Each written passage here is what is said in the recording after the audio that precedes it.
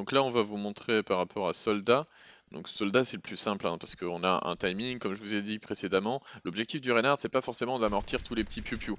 L'objectif du Reinhardt, ça va être d'amortir un Helix avec son shield, parce que c'est là qu'il y aura du burst, et c'est là que les heals peuvent être en PLS pour vous soigner ou pour vous remonter. Mais un heal, alors qu'il y a juste un piou-piou de soldat, ça tient. Et on le sait tous parce qu'on voit les phares à merci, un soldat sur une phare à merci, s'il y a toujours la merci aux fesses, on a du mal à le tomber. Donc vraiment l'objectif c'est d'essayer d'amortir les bursts. Donc moi je suis face à un Reinhardt, je suis avec un soldat, je vais lui mettre une pression sur son shield forcément, et je vais attendre son timing de frappe de feu. Et dès qu'il y a la frappe de feu, hop, je lâche une Helix directement sur lui. Parce que c'est comme ça qu'il se prend des dégâts, et c'est là qu'il se prendra le burst. Si bien entendu il y a un Reinhardt et qu'il y a un flanqueur et que vous préférez utiliser votre Helix ailleurs, vous l'utilisez ailleurs. Mais par rapport au Reinhardt, par rapport au gain de charge d'ulti, de dégâts de burst, vous attendez le timing, et voilà, dès que le timing est là, vous mettez la frappe de feu. Donc ça c'est pour le soldat. Cesse Donc on jamais va de te regarder battre pour pour ce que Ana. tu crois juste. Donc en gros je vais montrer les persos qui ont du burst, qui sont critiques contre un Reinhardt et avec un Reinhardt. Donc il faut penser que Ana, là, vous êtes coincé parce que ben, vos projectiles ne passent pas à travers le shield. Vous pouvez pas faire de dégâts mais vous pouvez pas soigner non plus. Il faut penser qu'un Reinhardt Purple, si le Reinhardt adverse est Purple, votre Reinhardt va se faire un malin plaisir à lui mettre que des coups au cac pour passer le shield parce qu'il pourra pas être soigné et il va tomber. Donc quand vous voyez un Reinhardt comme ça, moi là je vais jouer avec le décor et en fait, même s'il a son shield, je vais lâcher ma grenade au-dessus Ça va pour faire que mal. l'explosion de la grenade touche le Reinhardt et qu'il soit purple. C'est-à-dire que son shield n'a servi à rien et notre Reinhardt peut largement l'enfoncer au niveau de la fente. Après, dès que le Reinhardt va avoir le moindre timing de frappe de feu, je vais l'attendre et je vais essayer d'anticiper le lancer de la frappe de feu, le fait que le shield se baisse et je vais le slip instantanément. Va te coucher. C'est vraiment l'objectif, c'est de choper des timings. Si à un moment donné vous ratez et que votre slip va dans le shield, c'est pas grave. L'important c'est de se dire que quand le Reinhardt il est en train de taper avec son marteau au corps à corps, vous lâchez le slip.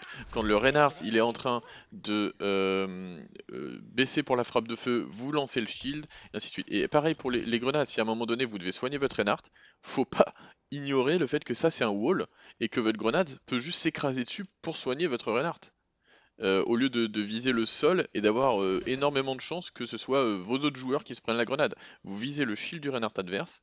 Si vous avez de la chance sur le timing, il aura pas de shield. Si vous n'avez pas de chance sur le timing, vous avez quand même votre Reinhardt qui va se prendre la grenade et qui lui va être prêt à se faire full heal. Voilà pour Ana. Mais Si on j'utilise prend mes McCree, attaques c'est un peu pour le même tuer les principe que seuls. Ana. Il faut penser que l'utilité du McCree, c'est de faire tomber le shield en faisant le flash. Le flash, c'est facile. Il faut se dire que pareil, ça a une AOE comme une grenade. Donc on lance au-dessus du shield, ça fait tomber le shield. On lance à côté du shield, c'est exactement la même chose. Et en tant que McCree, si vous voyez qu'il n'y a que le Reinhardt et que toute leur team l'a abandonné ou, ou tout simplement n'est pas derrière ou est en flanking, vous pouvez tenter réellement de faire un dash à travers et de lâcher du clic droit ou de la grenade. Faut penser que le Reinhardt va être très limité sur l'action qu'il va faire. Et du coup, lui, il va vraiment se concentrer sur son shield en lui-même. Avec un Donc shield. si on prend Rodog, là, l'objectif, c'est vraiment le timing du hook.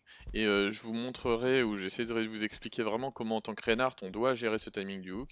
Donc il faut penser que Reinhardt a 5 munitions, et que, enfin, Rodog a 5 munitions, et que la plupart du temps, il reste appuyé, et il lâche ses 5 munitions. Un Rodog qui hook quand il n'a pas de munitions, autant dire que le hook, il sert à rien. Parce qu'il n'y a pas moyen de faire de one-shot, il n'y a pas moyen de mettre de burst derrière. Donc vous, si vous êtes un Reinhardt, vous regardez le raw dog et vous comptez.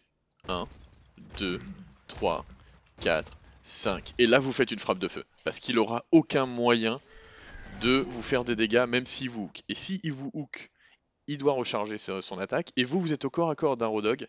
Et vous y allez, gros coup de marteau pour charger votre ulti. Donc c'est vraiment... Raw dog est un perso clé par rapport à Reinhardt.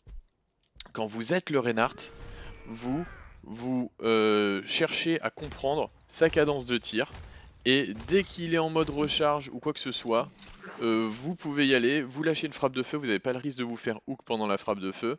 Vous pouvez tenter de mettre une charge si vous êtes vraiment proche ou ainsi de suite. C'est vraiment l'objectif. Donc en tant que Rodog après, vous, dès que vous voyez un Reinhardt, vous mettez une pression sur le shield et vous espérez. Moi j'essaie toujours de garder une ou deux munitions. Je regarde comment il joue, j'attends le timing de la frappe de feu. Et dès qu'il y a la frappe de feu, je vais tenter le hook pour lui mettre une grosse pression. Et ça fait extrêmement mal à un Reinhardt, même si là j'ai visé dans le body et pas forcément la tête. Ça fait extrêmement mal au Reinhardt et surtout il est dépositionné. Mais si le Rodog il est avec son timing tranquille et qu'il hook, ben, il peut rien faire derrière, absolument rien. Donc c'est vraiment ça en tant que Reinhardt, vous devez vous caler sur le Rodog et vous vous dites que un Rodog il va utiliser son hook quasiment dès qu'il peut. Donc ce que vous faites, c'est que vous comptez le nombre de coups où il a utilisé son hook. Vous savez que le hook il a à peu près 8 secondes, donc si on prend le hook et qu'on prend les attaques, logiquement on compte 3 secondes derrière, et on est bon, le Rodog il a un hook, et on baisse son shield, on remet son shield, histoire de le bait sur un grappin qui passerait derrière les adversaires. Et c'est vraiment quelque chose qui marche très très bien contre les Rodog, parce qu'ils sont incapables une fois qu'ils sont en mode DPS, ils sont en mode DPS en fait. Et il y a très peu de Rodog qui vont vraiment contrôler les timings, contrôler les sujets, voilà. Et là par exemple, je n'ai pas pu finir le Reinhardt parce que j'avais pas les munitions, j'avais pas quoi que ce soit, alors qu'il vu les PV, il serait mort. Voilà. Du coup pour Diva, c'est le même principe que les autres persos. Diva se charge principalement en faisant du piou-piou au cac. Elle doit essayer d'être proche pour essayer de faire le maximum de dégâts pour monter sa charge d'ulti. Mais surtout elle va devoir lâcher un burst. Et c'est ce burst qu'on amortit dans le shield. Si à un moment donné on n'a plus beaucoup de shield, on fait en sorte que la Diva puisse revenir tranquillement. Et puis on voit où on en est.